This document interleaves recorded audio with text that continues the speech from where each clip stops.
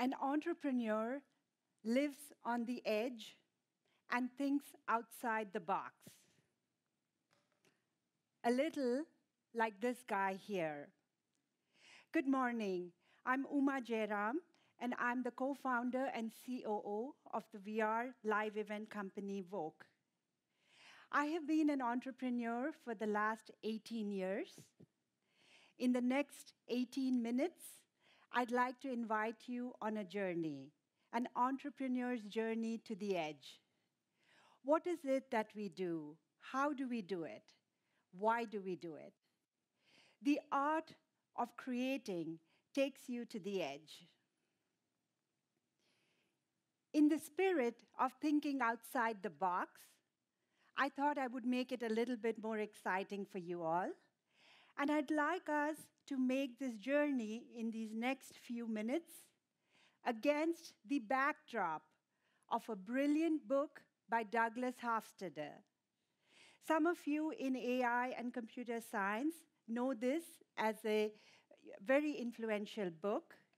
And if you don't, that's okay.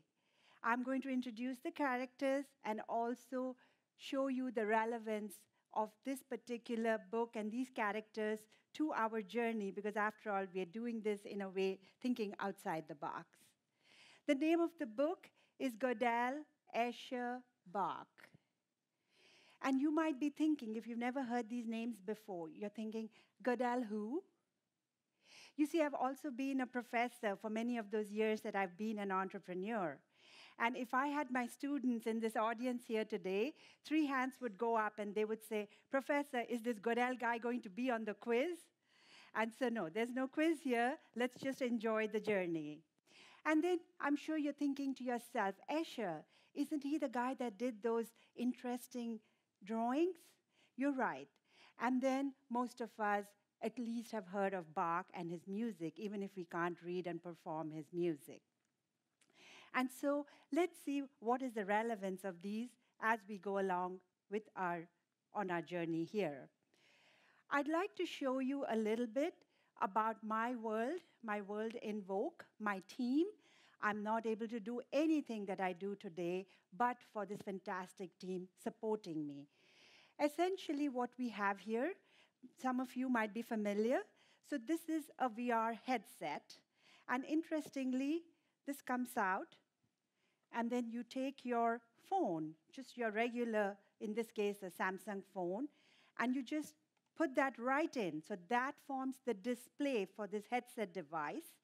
This is just one type of a VR headset device. There are other devices, other types, all very good. And so then once you slip that in here, so for example, if you I just wanted to show this to you. Once you put that in, you then put this on, look around, and then in this world, if I was to put this on, if I was to give this to you here today, you would then not be in this audience, you would not be listening to me necessarily, but you would be in your own world immersed, and you could look at whatever it is that you were watching through this.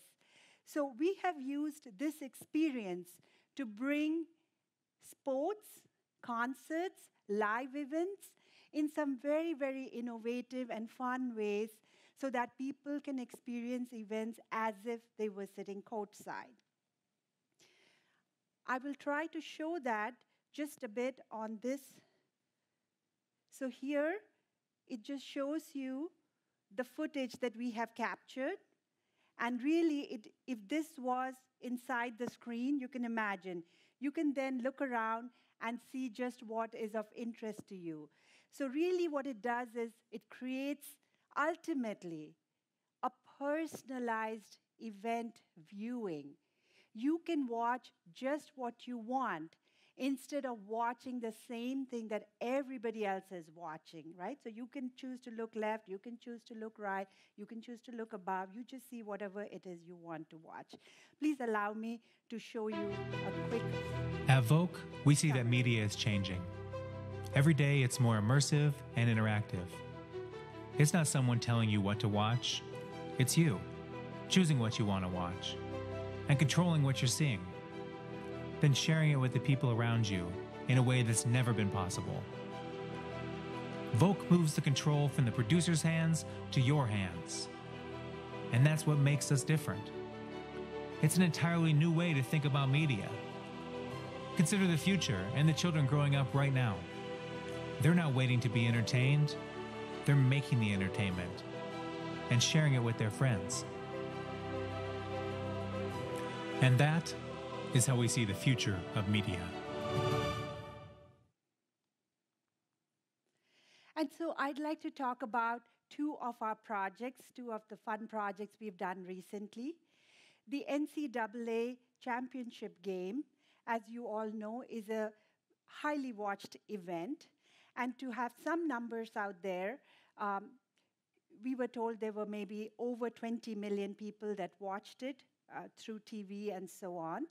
And then at Houston, there were a little over 70,000 viewers. And what our technology did, we were there at the event. We worked with Turner and with Oculus to bring in something completely new, something that's never been done before.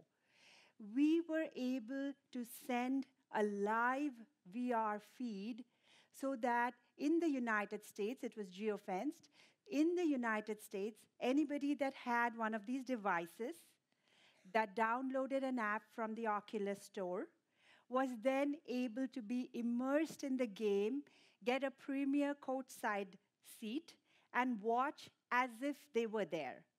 So think about how many people can be brought into this experience, and also how this is something that's fundamentally different instead of being something that's just incremental in nature.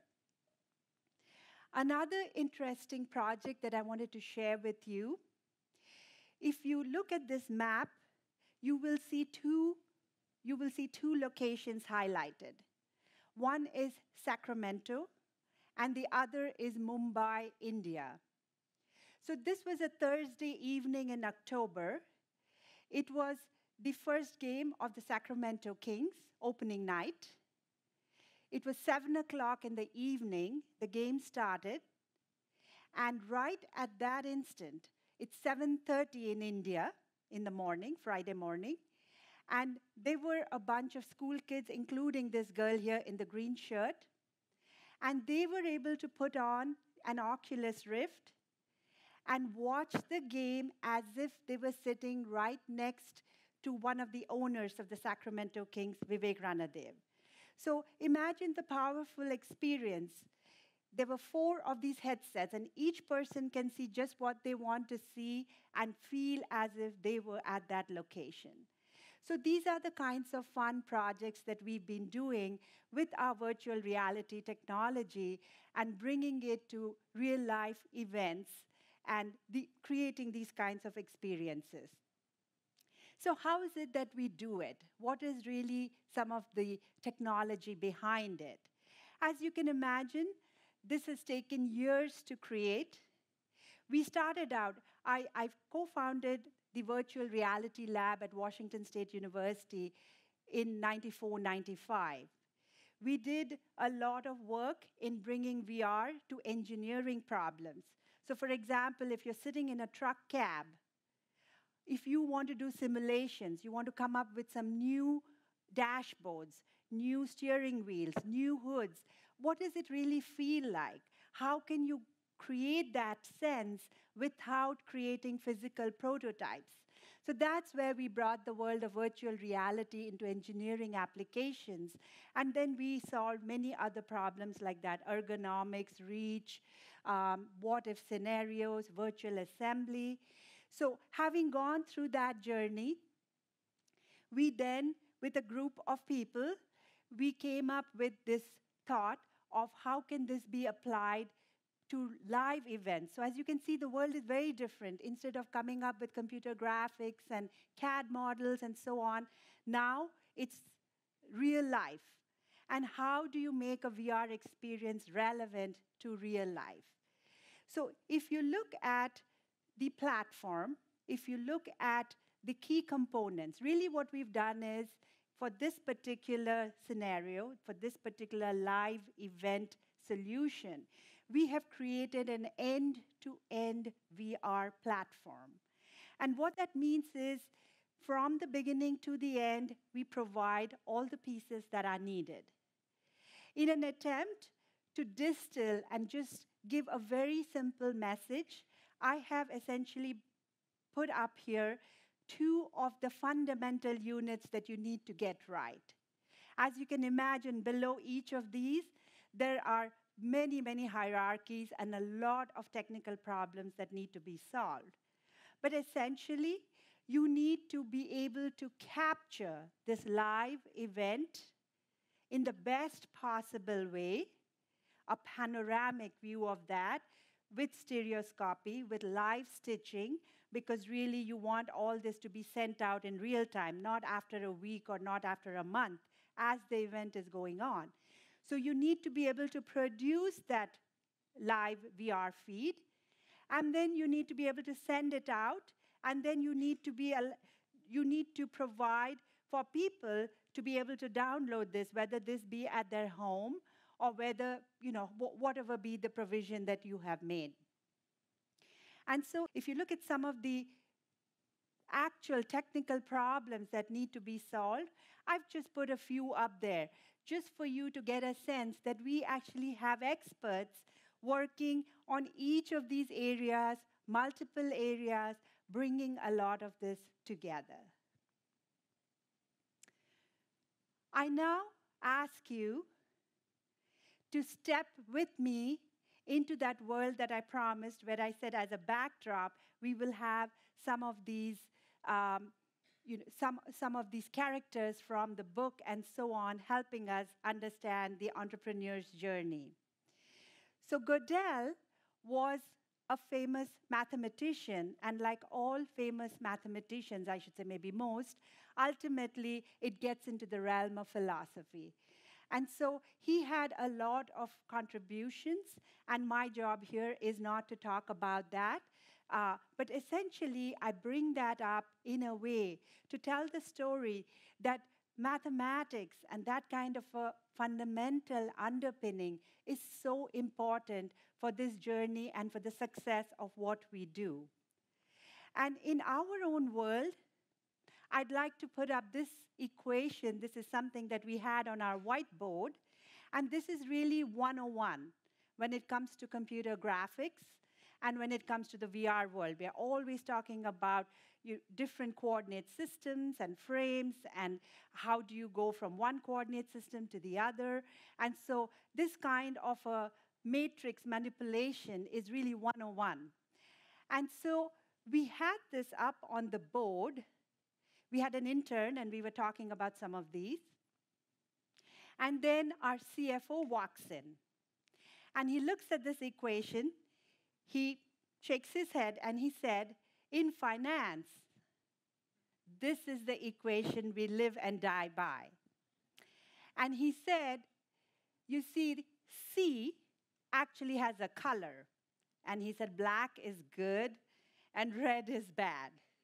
And as you can imagine, it just shows that when you have your revenue, you have your expenses, ultimately you have your profit, and so you better make sure that you're keeping your books in a healthy manner. And I make this point because we need to be grounded in reality.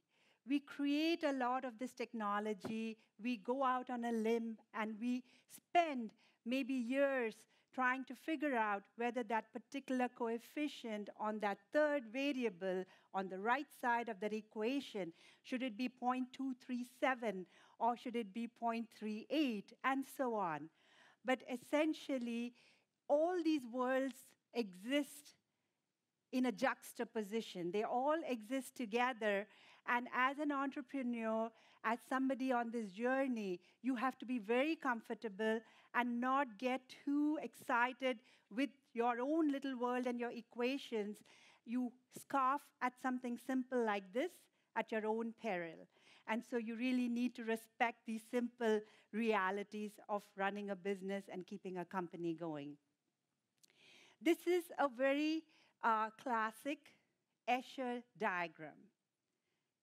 And apart from the beauty of something like this and how it challenges us to rethink our sense of reality. If you look at it, there are people going up, going down, all on the same staircase, on two sides of the staircase. What is up, what is down? I think it's a great way to kind of shake up your brain. But apart from that, I want to make another subtle point.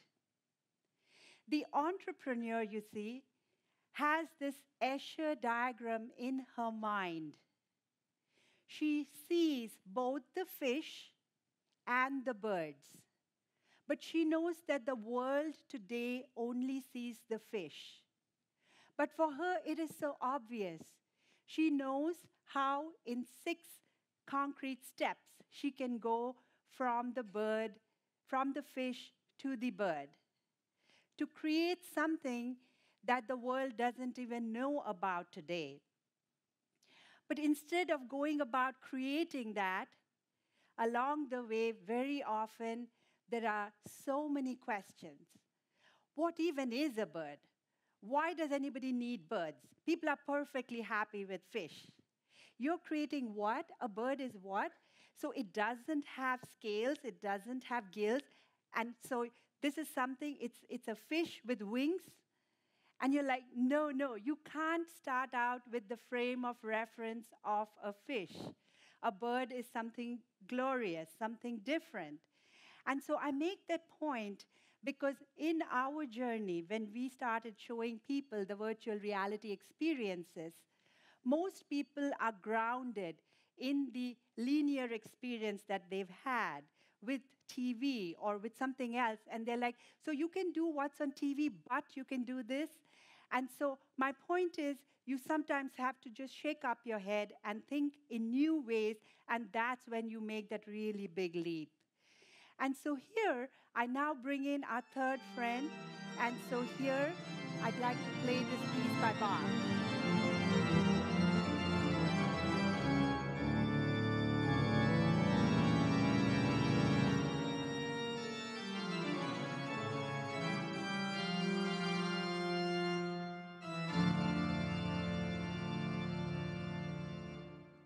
So how did that make you feel? It was about the experience, right? Whether you could play, whether you could read the music, when you see it, it's about the experience. And we've realized that in what we create, the virtual reality experiences, it's about the experience, and you really want to get that right. In his book, and the reason I chose that as a background for this, Hofstadter talks about ultimately bringing all of these concepts together to show how animate beings, I should say, come out of inanimate things. Very, very profound. But I use that to say that along the way, along with your creativity, business processes, finance, your legal structure, your team, along the way you suddenly realize one day that the company is really its own organic entity. It's standing on its own. It's no longer about you. It's no longer about you as an entrepreneur. And the day you're ready to have that realization and let it go and let it stand on its own is the day when you truly have arrived and you're ready to now move on to the next stage.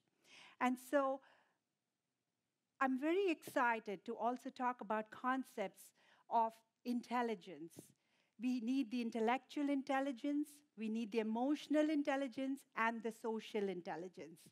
And all of these come together, and as you can see, there are different aspects to this that we can all relate to, and we really need to be flexible, be able to react to fortuitous circumstances, know really what is similar, really what is different, even if they look similar, and make all these kinds of intelligent choices.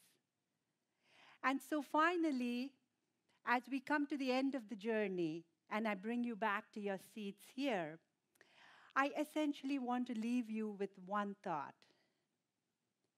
All entrepreneurs may not create companies that are unicorns. A unicorn, if you don't know, is a term used for a startup company that goes big, that has an IPO, has a huge valuation. So all entrepreneurs may not be able to create companies that are unicorns. But you see, for us, it was never about the unicorns.